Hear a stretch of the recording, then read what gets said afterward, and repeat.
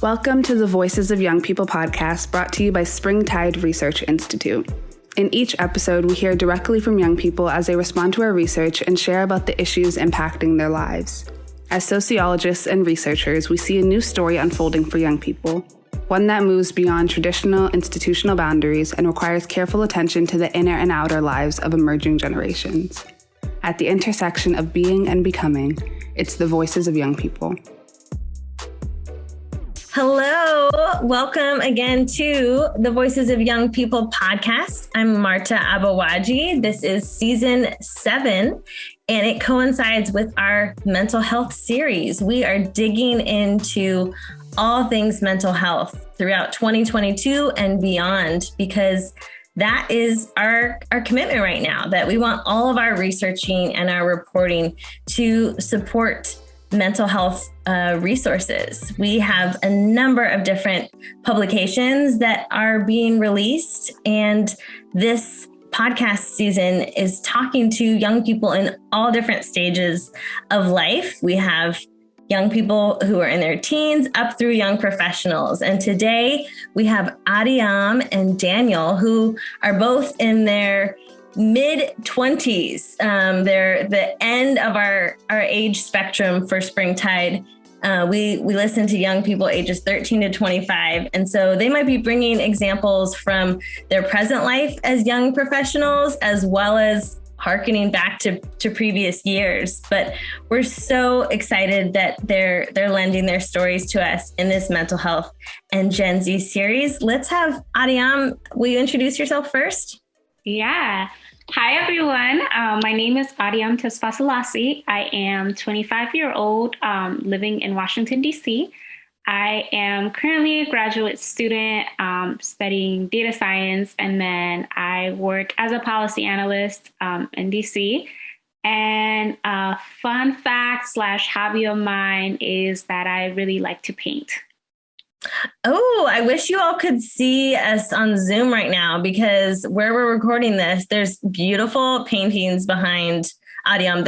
Is that your own artwork right behind you? They actually are.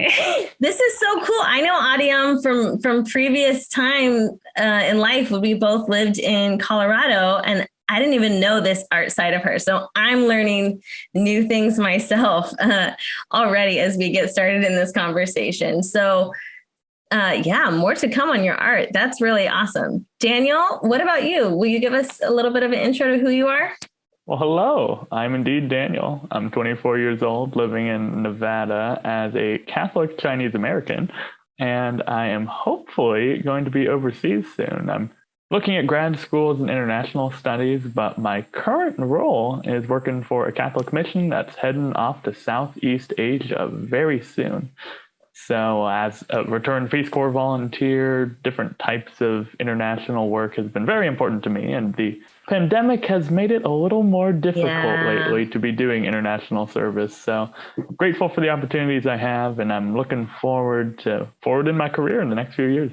Well, I'm so excited that things are working out for you, because I know as we've been in communication, you've been like, can I go? Can I not go? Can I go? Can I not go? But you've really maintained, as far as I can tell, a lot of optimism through all the uncertainty with pandemic travel. Daniel is one of our Springtide ambassadors. You can learn more about what our ambassadors do on our website, but he contributes with a cohort of young people from all across the U.S. in a 15-month program. And so several of our ambassadors are in this podcast season. Well, thank you both again for joining. I'm curious, with mental health, when you hear that phrase, what are some immediate things that come to mind? I think counseling offices, first and foremost, and primarily the one from my undergrad. I distinctly remember the look of it. Very peaceful, very serene, lots of light, lots of plants.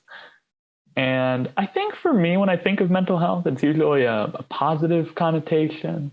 I think of like mental health positivity, but I think it's also part of just my generation. I think throughout public schooling, I think that mental health was brought up in terms of how do we reduce anxiety? How do we do mindful meditative activities to try to not stress so much? And I think even as I was getting ready for exams in K-12, teachers would remind us, well, you've been studying, so don't stress about it because you ideally will do well. And so I think I've generally had just a positive association with mental health. So when I think of it, I think of that serenity and the joy. Like, we're helping people, we're giving people goodness in their lives.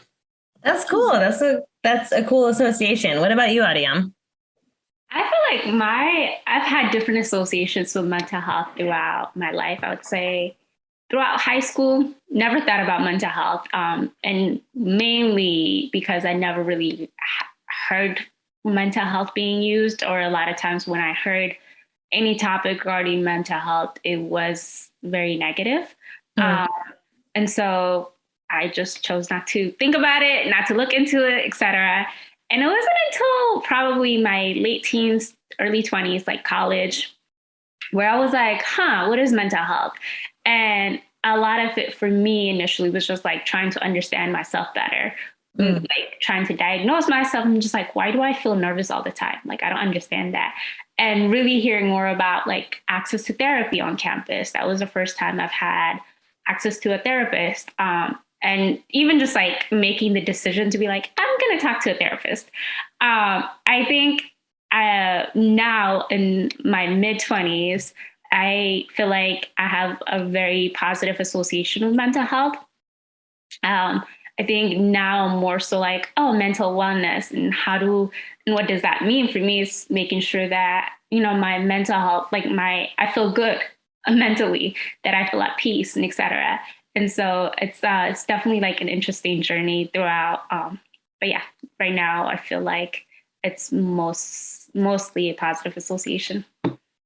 Yeah, that arc of where you've been and where it's come up for you more and where you've grown and where you've even sought out professional help is really helpful to hear as you're at the tail end of the age of young people we listen to as we talk with high schoolers in this podcast season, some who are starting to consider new ideas as they're getting different messages about mental health. Some who are looking out for resources for themselves or for a friend.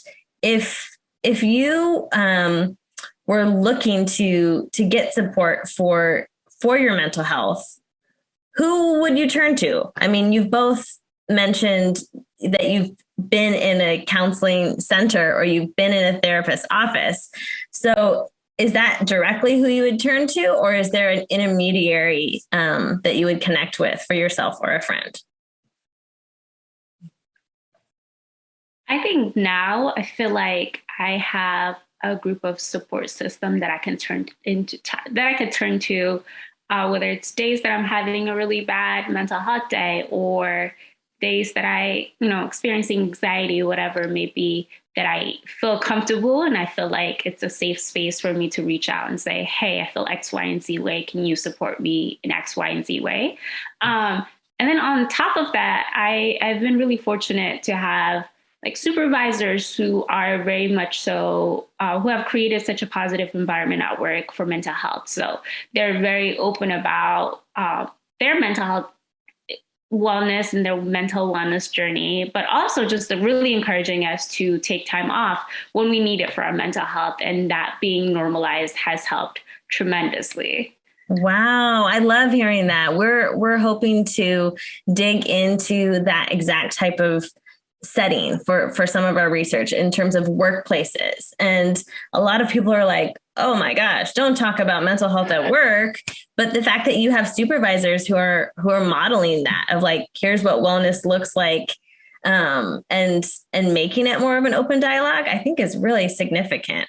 What about you, Daniel? Are there people that you would turn to for yourself or for a friend in seeking out support? Yeah, you'd be pleased to know my workplace also feels very strongly about mental health. That's great. Particularly when I'm going to be out in the field, they have these weekly check-ins set up. And throughout my training, they insisted that if there is anything that I do need, they will help me find it. So I kind of think of them like mission control, where I can talk to them every week and have some sort of really good conversation, actually.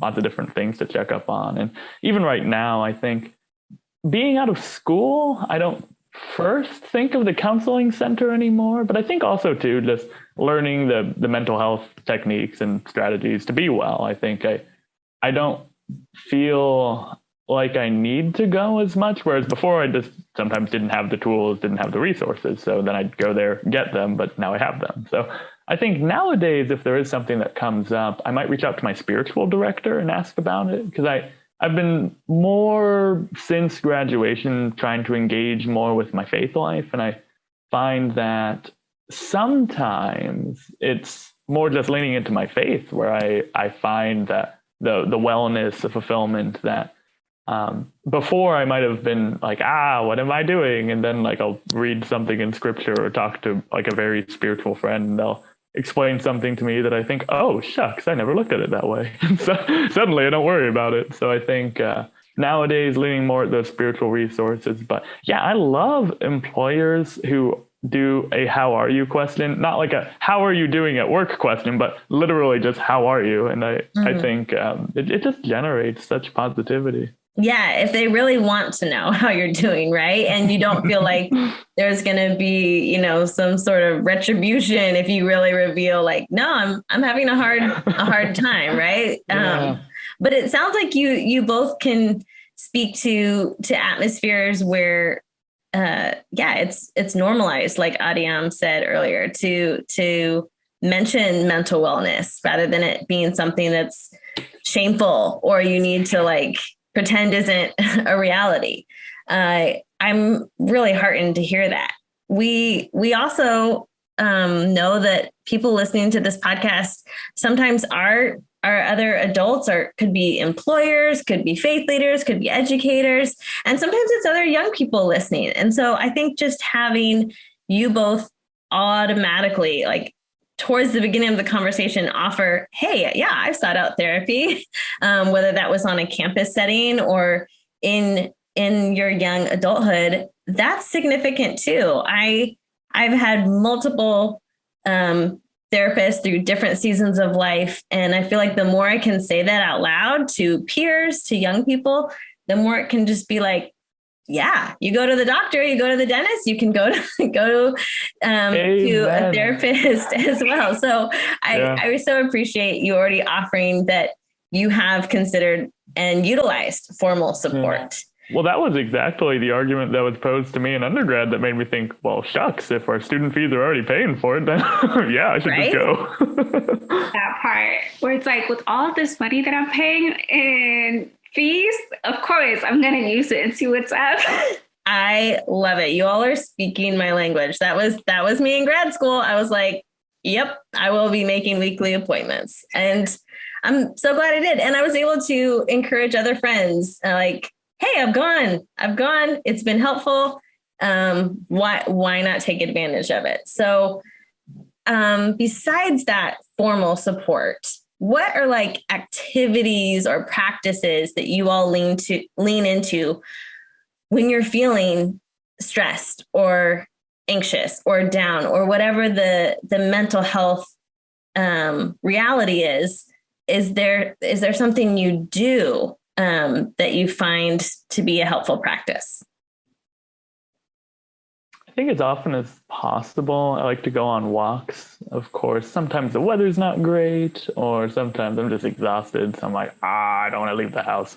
But I feel like when I am able to go outside, just get my body moving, be able to look at the surroundings, I think it's a good reset for me. Helps also just get the thoughts rolling in a way that I can start to, I guess, box them, categorize them, see what's going on.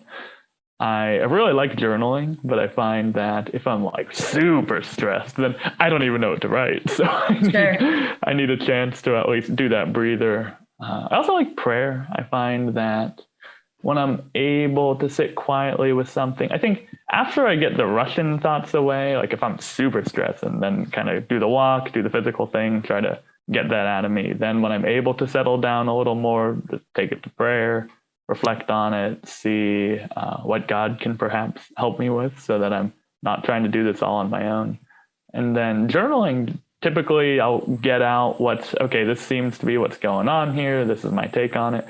If I feel like I've pretty well found a resolution from that, then life is good. Keep going. If I do feel like that I might need something more, sometimes I'll just Google it and see if, if I'm feeling this way about something, is this a normal thing to feel, or how do people usually resolve this? Got to be careful, of course, on the internet. Make sure the sources seem solid, Sure. and that I'm not just reading some blog post and not seeing where the blog post is citing. But if it is like pretty intense, maybe I'll write to my spiritual director, or I'll write to a friend and just say like, hey, this thing going on, what do you think? And actually a lot of close friends who work in things like social work or the social sciences, I find they are such listening ears, or people who read my texts and give me some nice insight to keep me going. But those are usually the typical practices. Great. For something for the immediacy, then figure out what it is and move forward from there.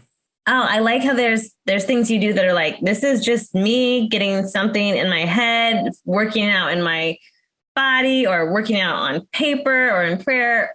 And then there's also a place I'm hearing from you that's trying to seek out just solidarity and connection, whether that's through what you read online or what you connect with someone you know.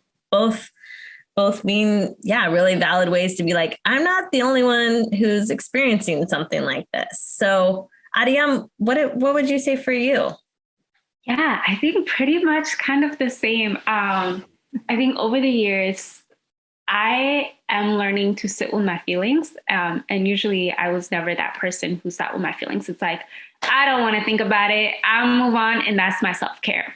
Right? Obviously, like, the longer things went in, it's like the more bottled they become. And then eventually they explode. And that's what I learned about myself. And so oftentimes when I'm sad or irritated or whatever feelings that I'm feeling, I usually just sit with myself, really like go on a bike ride, feel the air. Like I love feeling the air when I ride a bike, and it's like my favorite thing to do. So it helps me at least calm down.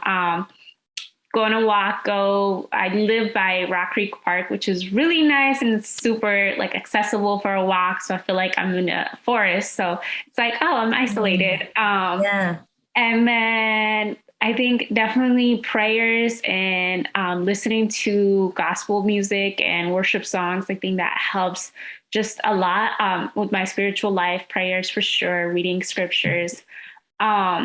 And then that's like one thing I'm definitely learning how to do is also just seeking out people and really talking through why I'm feeling certain ways. Because I sometimes have ways of invalidating my feelings and being like, oh, I'm overreacting. That's fine.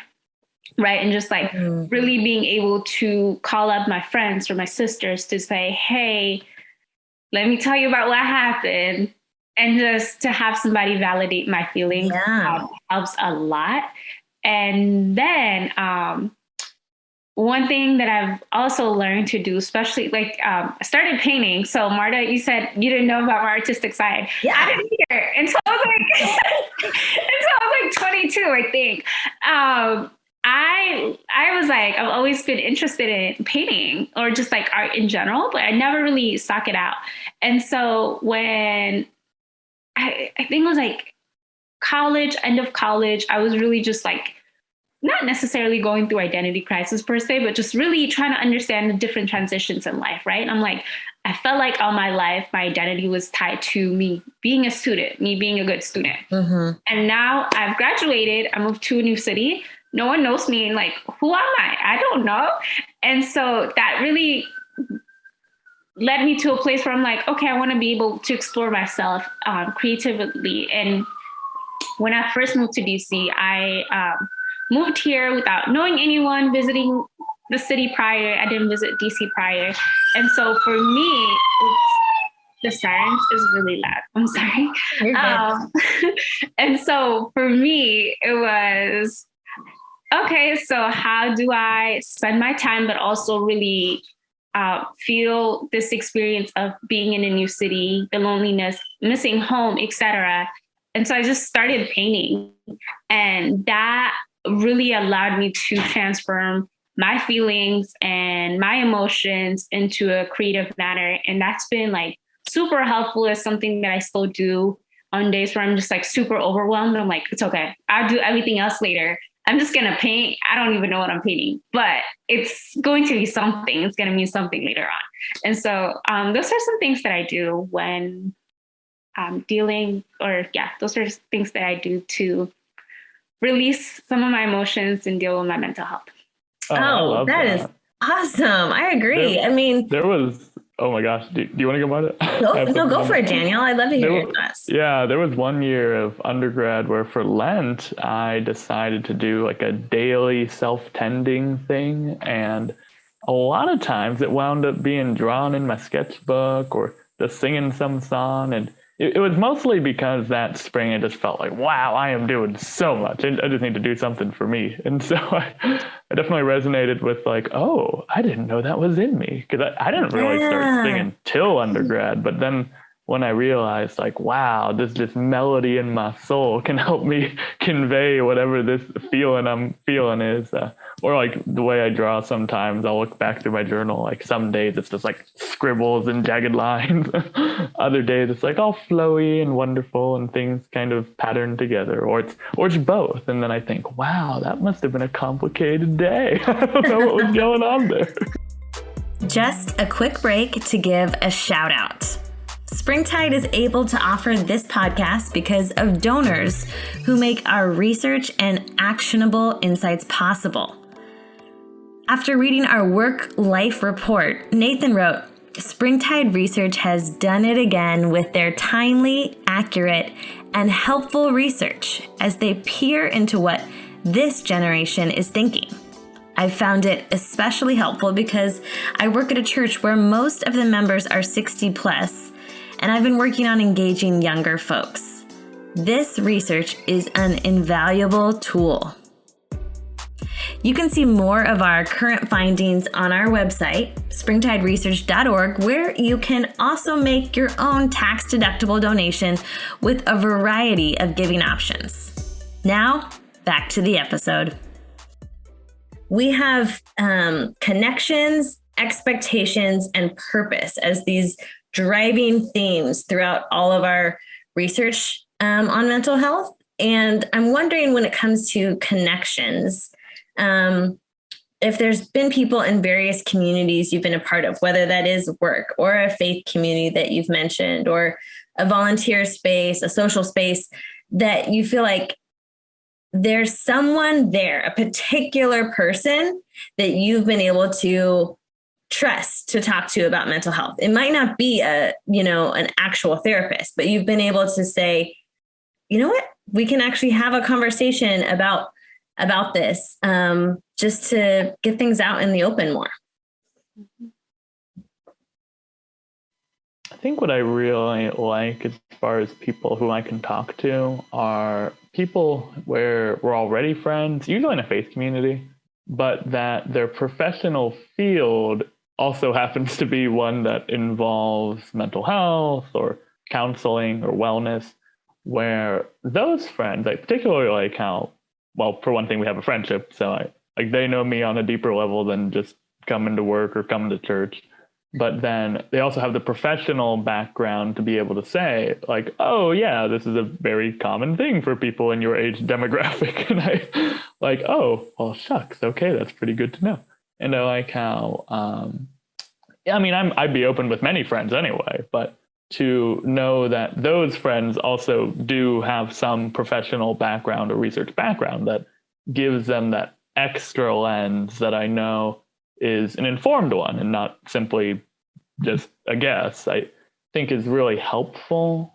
Because then I also know, even if I'm talking to any friend, like pretty much any close friend can give me validation, but validation isn't always enough. And so I think having, as I mentioned, my spiritual director or the friend who does social work, I think both of those two have been at least more recent, the kinds of people that I, even for the past few years, if there was something, shoot an email, shoot a text. But particularly in more recent days, I've just found that they're really great if I just want to celebrate joy, or if there is something where I'm like, this is just consistently coming up for me. What do you make of this? They seem to always have some nice insight for me.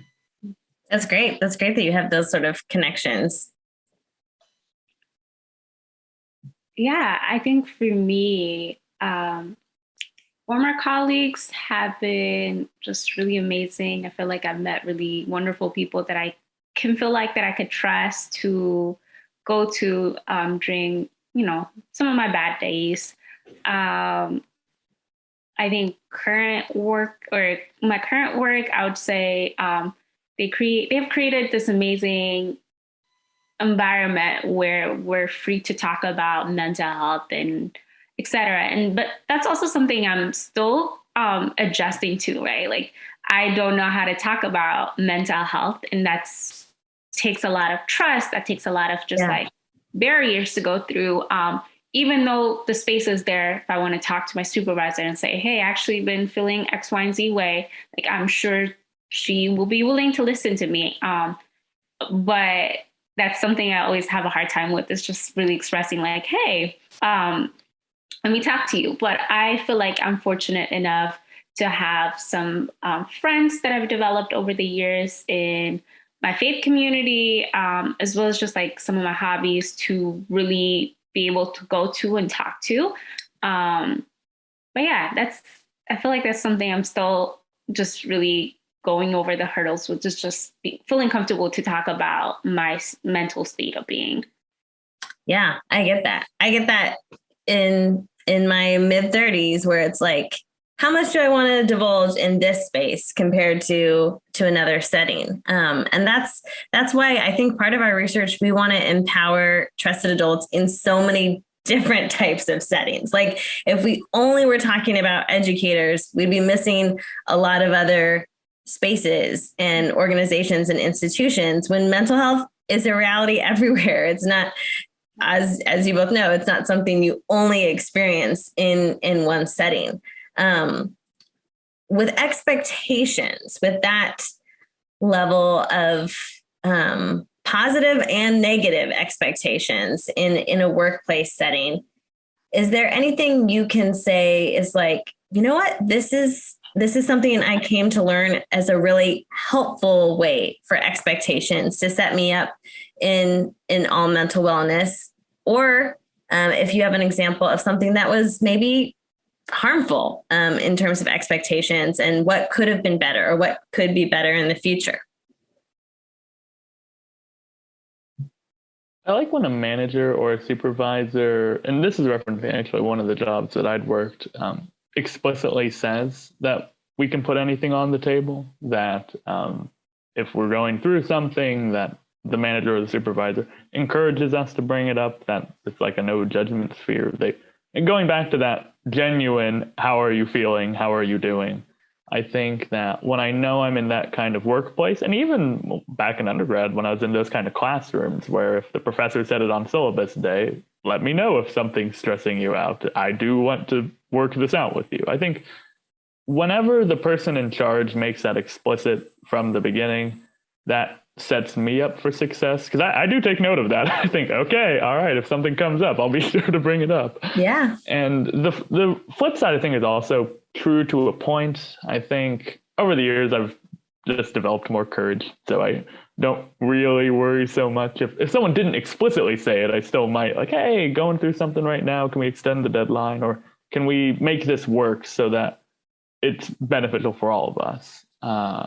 But at the same time, I mean, if they don't explicitly make it clear, then now I got to do the mental gymnastics of like, okay, if I bring it up, like, is this going to go over well? And so I think when it's made explicit, very clear from the start, that makes life a lot better. Yeah, that's helpful to hear. I definitely agree. I think making it explicitly known that mental health is a priority in the workplace or at school, et cetera, is important. But also one thing that I found important beyond that is when leaders, supervisors actually practice those things, right? Like if, let's say, an organization is saying that we value mental health, et cetera, and you see them like never miss a day, and you hear them talk about how stressed they are, but they don't take time off, et cetera, then obviously that's not encouraging me to seek out help or to take a mental health day or whatever it may be. At my current job, when I first started, actually, my supervisors and some of the team lead were like, oh yeah, like every time I had met with them, I remember my supervisor being like, Yeah, just a heads up. I like to take mental health days like frequently. I struggle with X, Y, and Z. And, if that's something you struggle with, like, I definitely want you to reach out to me if you need to talk to me about it. Like, definitely, I'm open. And that was like very welcoming. But then it was also really great to see her, just say, I'm taking a mental health day. I'm off. Don't reach, or the days I'm like, hey, I'm taking a mental health day. And she's like, okay, cool. You don't need to check your email. You don't need to Slack me. You're good. Take your time. And I didn't feel like I needed to provide any more explanation. Yeah. And yeah, so that is like amazing. And contrary, like I had worked at a place where we had a lot of sick days. And I didn't feel like I could take a mental health day because I felt like I needed to be at a hospital in bed to take a sick day, right? So sometimes it's not necessarily the resources that are available, where policies are there, but also how are they being communicated? Like you said, Daniel, just making sure that they are explicitly known. I think for school particularly, I think professors do need to reiterate that just quite a bit, particularly for like I myself, I was a first generation college student in a predominantly white institution. I already felt like I was an imposter. And so to be brave enough to ask for a mental health day or for an extension on an assignment because I was overwhelmed, that was something I couldn't do just because I felt like I had to work extra harder. And so really taking into account of different identities and just making it explicitly known is so important, especially in school settings. Oh man, those examples are so helpful. Like first off, just the fact that you have a supervisor who models what it looks like to take time off and that the expectation is clear. Like when you're off, you get to really be off. Like I'm not expecting you to still send that email, even though you're using a sick day. I love that your manager's like, I'm piecing out myself for my own mental wellness. Like that already is like, okay, if the boss is doing it, like that is such a prime way to model what the expectation is. And to your point about all different identities being held in higher ed it's not always as simple as just following an invitation. The invitation is great, but there has to be even more consideration in terms of how that's going to hit someone. Different personalities, different backgrounds, different experiences of like, okay, can I really get some extra support here, some extra understanding around this assignment or this deliverable within an academic setting?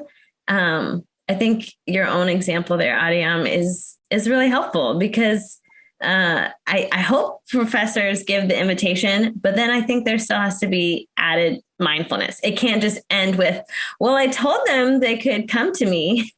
There might have to be some follow-ups. There might have to be more specific understandings around each student's current experience. So yeah, I hope that the professors and the educators and teachers listening hear that invitation from both of you was so helpful. And then how does that invitation continue to be embodied throughout the course of this semester? Yeah, I want to add to that too. Please. When I was an upperclassman, I'd also try to encourage the underclassmen on those lines. And I think having had the experience of getting the didn't expect an extension on this moment of, oh, okay, so this is actually doable. And so I'd try to impart this to the underclassmen, and some of them similarly, like, oh, I've never thought of that before. I didn't actually realize the professor meant it when the professor said to talk to them about it. And I would always encourage them with those experiences of, well, this was happening to me, and then I reached out at this time, and the professor was really great. I also wanted to add too that my manager was very clear too about those day off expectations. He said something like, and this is different workplaces too, but I'd have managers who say like, if you text me on your day off, I'm going to ask you, what are you doing? So that's actually my current workplace, where they're very clear about having work 6 days a week, but the seventh day is definitely take the day off. And so my current workplace, they were like, yeah, Daniel, we shouldn't be getting a message from you. We don't want to hear from you when you're off. Yeah. And that's when I realized, oh, this is serious. This is my day off. Well, that leads me to the next point with purpose. With, purpose here, I want to ask specifically if you feel like having a sense of purpose, whether that's connecting to something within your work as a driving sense of purpose, or purpose beyond, whether that's like a cause, a movement, a community, a sense of higher power, connecting, just to like the global community, whatever, or multiple iterations of that. Do you feel like having that connection to purpose, does that have an impact on your mental health? Yes. I think for me, when I first, got out of college and joined the professional world, I didn't know my role. I didn't know how I was contributing to a workplace. I was working at a research institute, and I was the youngest, and all these people, like, so many degrees. So I'm like, I'm just here, right? And like I stopped myself making my presence like very insignificant compared to those who are around me. But one thing that helped me a lot was just having supervisors and colleagues make it known that my contribution, whether it's my background, my lived experiences. I work in currently I work in policy area that particularly focuses on poverty, and that they make it known that having lived in low-income communities or low-income household is a value on its own, because we are writing about poverty. And my lived experience is more valuable or as valuable as those who study poverty, right? Wow. Yeah. That helps me feel like what I'm contributing, what I'm saying is as important as what, those people with PhDs and so many master's degrees are saying. And so that feeling of like, oh no, what I'm saying matters. And also what we are working towards can help X, Y, and Z ways. I think understanding that just helps my mental health. It doesn't make me feel insignificant. It makes me feel like I'm contributing equally. And that's really helpful. Oh, that's so great. That it's not just like, this is what I have hanging on my wall, so therefore my opinion is valid. Hanging on my wall in terms of like people who hang degrees on their wall, but like your lived experiences is just as valuable. And that, I don't know if everyone wants that, but I feel that doesn't everyone want to feel like their work, that they matter at work and who they are matters at work. So the fact that they've made that so explicit, I think is tremendous. Daniel, how would you answer that in terms of connecting to something bigger than yourself, that sense of purpose aligning with mental wellness or mental health? Well, I'm definitely a doer. And so I like to know when I'm in a company and on a team, what am I supposed to be doing? And I find that when it comes to things like company missions or team goals, if there aren't clear goals, I'm usually the one to set them, because I find if I don't know what the goals are, then that's just bumbling anxiety. I don't know what I'm getting measured at. Am I doing well? Am I doing poorly? I can't tell. So I think for me, when I know what the goals are, that already helps with wellness. But especially if they're goals that I agree with, like if I don't have any moral or ethical concerns with those goals, where I can just throw myself at them and have at it, I really love those environments. Because sometimes I feel like, and we've talked about this a bit, where there might be a policy, but then the actual implementation of the policy isn't so close to what the policy says. And I'm a very literal person. If a policy says something, I'm going to honor it the way it's written. And so I think sometimes I've felt a lot of frustration if I'm on a team and the policy says one thing, but then my higher ups aren't running it the way it's written, or I feel very strongly that something I'm trying to get done that would benefit the mission, if they're putting these barriers in front of me when I see very clearly how I can execute it. But if there's like someone on top who just feels like, oh, this is going to be more work for them if I'm trying to get something done on my end, those areas just really frustrate me. And so I think when it's, first of all, clear goals, clear mission, and then something that I can also relate with, where it resonates with me. And then when the path is made straight enough that I can then go forth to fulfill the goals, fulfill the mission, then that really helps me a lot. Because I think, especially too, when I'm in workplaces where people honor that personal connection, where they honor what unique things I bring to the table, then I feel really good about the job. And some workplaces recognize that within my career, maybe it's not the final destination. Maybe this is a place where I'm, especially like an internship, where I'm learning a lot of skills, and I'll probably bring them somewhere else. I like when those managers still recognize what I bring to them, and they recognize what they can bring for me. And so it feels a lot like a partnership in that sense. And so I think when that all comes together, where I know what the mission is, I can help to work toward that mission. And even if there are aspects that perhaps manager and I don't see eye to eye on, at least if we have an understanding, at least as best we can, of who am I, what am I trying to do, who are they, what are they trying to do, and we're working together, we're on the same team, then those things just set me up for a lot of good times wherever I am. As kind of a final thought, is there a question or an idea that you feel like is really important in this mental health conversation that's been missing from our dialogue today?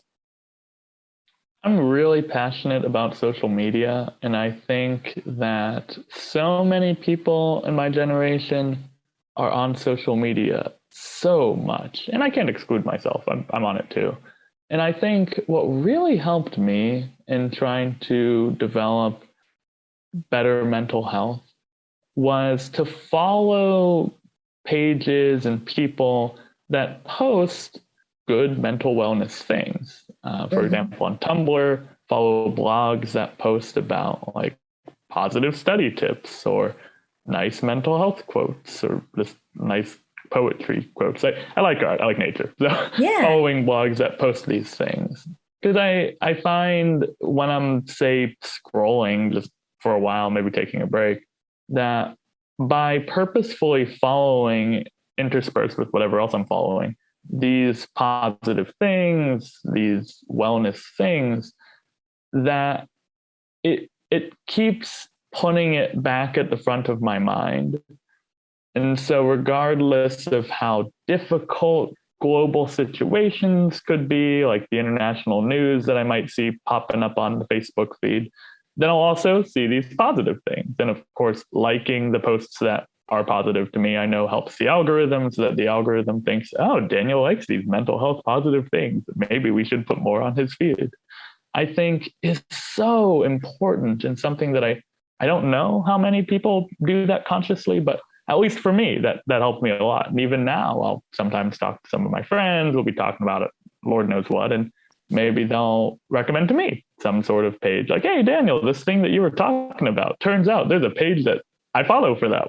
You should look them up. And I'll look them up and I'll see some cool quotes. And I think, oh, I could follow this. And even like within the last week or two, I remember just scrolling and seeing one of those pages that I'd recently followed because a friend recommended it. And I liked how they keep reinforcing those positive messages. So that is definitely a generational difference, that people who are in their mid-20s and younger certainly are on social media in these formative years more than the people who did not have social media at the time. And I love how social media, for all the bubbles that it creates and the divisions that can sometimes result from it, there's a lot of community and a lot of connectivity that can also follow through very intentional use of it. Yeah. So you're like, cultivate your space, your social media space with Amen. What you want in there. That's a good last word from you. That's a really good one. Absolutely agree. And I think one thing I want to add is just take everything you see on social media, even when it's about mental health, with a grain of salt. I say this particularly because I've seen a lot of like pages on TikTok of therapists, or, Instagram pages on mental health, etc. And some of their advices could be like, it could be very like based on one particular situation. And I imagine myself as 18-year-old, 21-year-old. I'm like, oh, had I taken this advice, I would have cut off everybody in my life, right? And obviously community is really important for mental health. Like, I know my community is really important for my mental health, and being able to communicate better and develop communication tools, conflict resolution tools are really crucial for my mental well-being. And so really just understanding to take everything that we see on social media with a grain of salt. Just because one advice does not mean it applies to everything. And then the other thing is, I think when we talk about mental health, we both have talked about, having seen therapists and et cetera. But unfortunately, one thing about therapy is it's not cheap. It's expensive. And fortunately for, those of us in college, we do have access to, I think most people in undergrad do have access at least for 5 sessions a semester on their school campus for free. However, those who may not be working or who don't have insurance or who are not in school don't necessarily have access to therapy. But there are so many great resources. When I started my mental health journey, I was listening to podcasts just to even think about like, oh, how does the situation fit me? Or, how can I analyze my life based on this conversation, et cetera?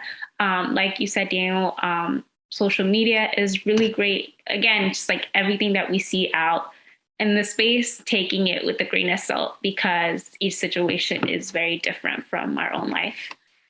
You guys have brought so many stories to life today. I can't thank you enough. It's been really fun to dig into this with both of you. And I'm just cheering you both on in these next steps in your careers, in your graduate school pursuits. Thank you. And we are honored that your stories can shape younger people in your generation, as well as the trusted adults listening in.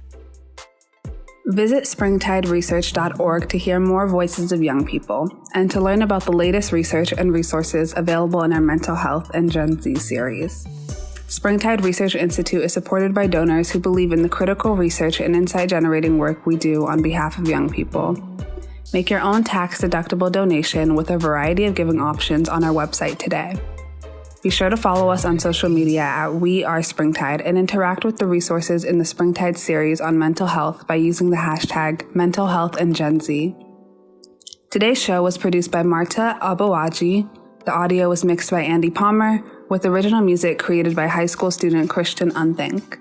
Special thanks to the 16 guests featured in Season 7 and to all the young people whose perspectives and insights make our research possible. Thank you for listening.